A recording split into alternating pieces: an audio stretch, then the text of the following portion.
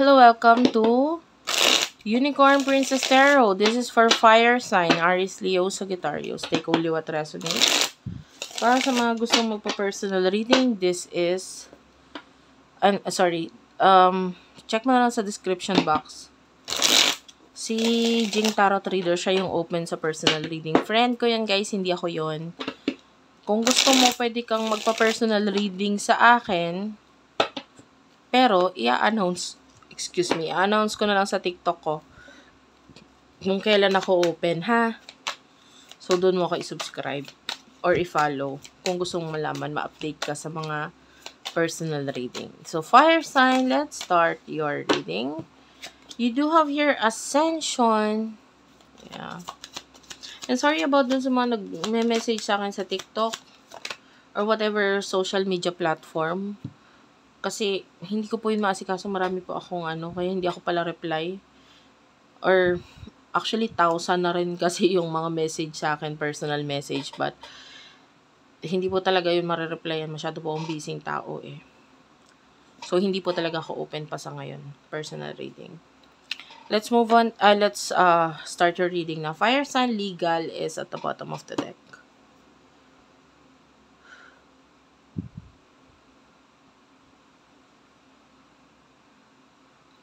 I feel like there's a person. Mahal ka nitong taong to, but this person is awakening sa connection ninyo. Gusto kanyang kausapin, pero hindi niya alam kung anong sasabihin. This person is waiting for something na makakapagpagaan sa sitwasyon ninyong dalawa. Some of you could be married with this person. Legal is here, followed by karmic, and this could be a karmic relationship. Gusto niya mag-grow eh. Gusto niya mag-grow, gusto niya mag-level up, gusto niya makarating sa pupuntahan niya. Which is maybe, for you, it looks like an out of this world kind of kagustuhan. This person is really thinking about the future. Mahilig siya sa surprises. This person, honestly, if you're married to this person, mahal ka niya, but the problem is that parang nahihirapan na siya. Hindi ka niya mabitawan eh. Hinihintay niya ikaw yung sumuko. Or itong relationship na to, kusa na lang bumagsak or sumuko. Sometimes this person wants rest. Lalo na kung feeling niya binibigay niya naman lahat. Mahal ka niya eh. The problem is that wala siya nakikitang pagbabago sa'yo.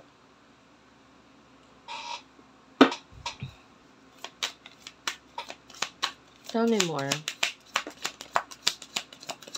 I told you. This person wants divorce. Pwedeng nakikita niya yung pagkakaiba ninyo. And someone is really focused. Gustong mag-take ng risk.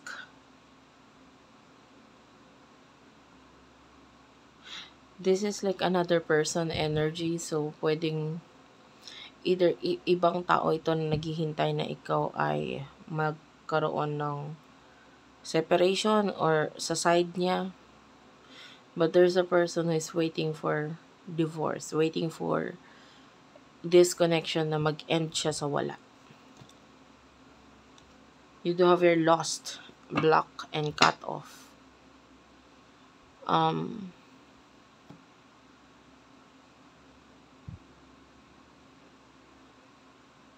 feel like regarding sa emotion ng person mo, mahal ka niya eh, pero mahirap buhayin sa'yo yung bagay na matagal na nawala sa'yo. Tell me about this lost. What is this? Escapade and meeting. Yeah, there could be two people na involved dito sa connection na ito. Some of you, yung lost means, I'm sorry to say, na medyo harsh ito. If you are already in a relationship, you're married, and then pwede nasa side ng person mo yung marriage. Ay, yung other person, sorry. Kung nasa side niya yung other person, parang gusto nung other person na to na mawala ka na, mamatay ka na. Parang ganun. So, I can have my person because feeling niya ikaw yung pinaka nagiging blockage kung ba't hindi nangyayari yung connection nila. And this person, this person is manifesting na magkahiwalay talaga kayo. For them to have settlement, reunion, reconciliation, agreement. Diba? Para siyang buitre na naghihintay na pabayaan mo, alisan mo, layuan mo, pagsawaan mo itong person na ito. May buitreng nakaligid. Yung person mo, I told you, mahal ka niya, pero ano yung pero doon? Please tell me, spirit guides. Mahal ka niya, pero you do have your desire? Okay, yung iba sa inyo, mahal ka niya sexually, gusto ka niya when you are with him or with her sa kama. So, this person likes you for being good in bed. And tragedy is here, forbidden love. So, because of this, sabihin na natin yung iba, sex na lang yung nagiging pundasyon ninyo. Like, I cannot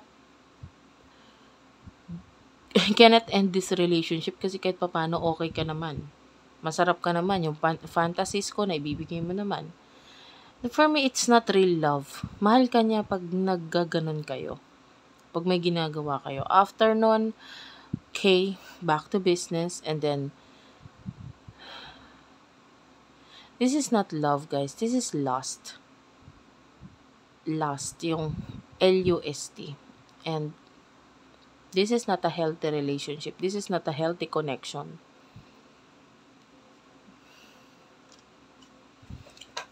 Yeah. What will happen in the future for you? Fire sign. In the near future, there's this verge. I can see pag-aaway dito.